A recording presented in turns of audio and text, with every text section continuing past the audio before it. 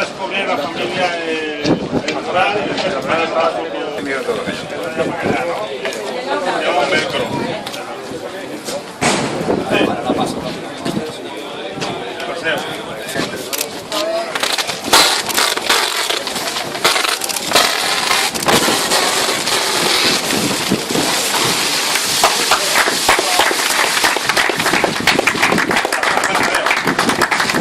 Pues sí, és un orgull enorme en el reconeixement que ha tingut el València en el tio, de sempre, de tota la vida, i la nostra paraula és pues, que un agraïment de tota la família i bueno, pues de segur que ell també des de dalt estarà veient-nos i moltíssimes gràcies al club i a tota la gent en general, moltíssimes gràcies de part de tota la família.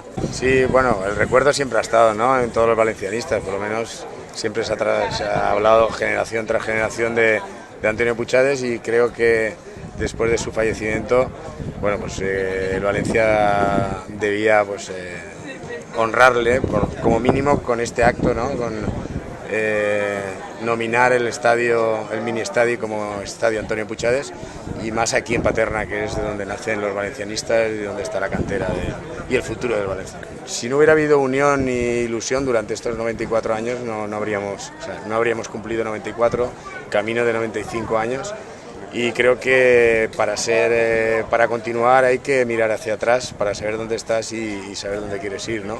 Y creo que aquellos que han sido símbolos del valencianismo pues hay que reconocérselos, ¿no? Porque son los que han hecho que tengamos este sentimiento de valencianismo.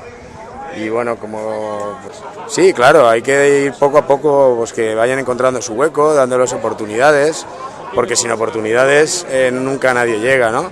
Entonces yo creo que el futuro del Valencia, y así nos lo demuestra nuestra historia, es formando nuestros jugadores, nuestras referencias, ¿no? Y hay muchísimos, ¿no? Ahora estamos con Puchades, pero han habido muchos, Claramunt, sin ir más lejos, Albelda, que acaba de dejarlo, y muchísimos jóvenes que hoy están en Paterna, y algunos de los que vamos a ver hoy que seguro que estarán en el Valencia y serán ídolos de la afición.